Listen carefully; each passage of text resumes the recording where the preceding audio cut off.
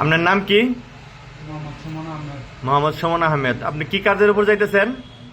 Electrician. Electrician. আপনার বেতন কত?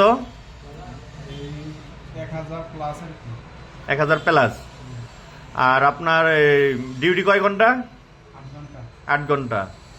আপনি যাওয়ার পরে কোম্পানি ডিউটি দিতে হয়তো 2-4 দিন সময় লাগতে পারে, হ্যাঁ, স্টোর রুমে রাখবে কোম্পানি। কিন্তু আপনি গার্জিয়ানেরে কোনো মন খারাপ হওয়ার মতো কোনো কথা বলবেন না। কোনো সমস্যা হইলে আপনি আমারে বলবেন, ঠিক আছে? আপনার খানা দানা থাকার বা কোনো সমস্যা হইলে আপনি আমারে বলবেন। আর নতুন নতুন কোম্পানিতে যাওয়ার পরে আপনি এদিক সেদিক হইতে পারে, হ্যাঁ, 19-20 হইতে পারে, কিন্তু বেতন ডিউটি আপনি সব ঠিক থাকলে আপনার কোনো সমস্যা নাই, হ্যাঁ।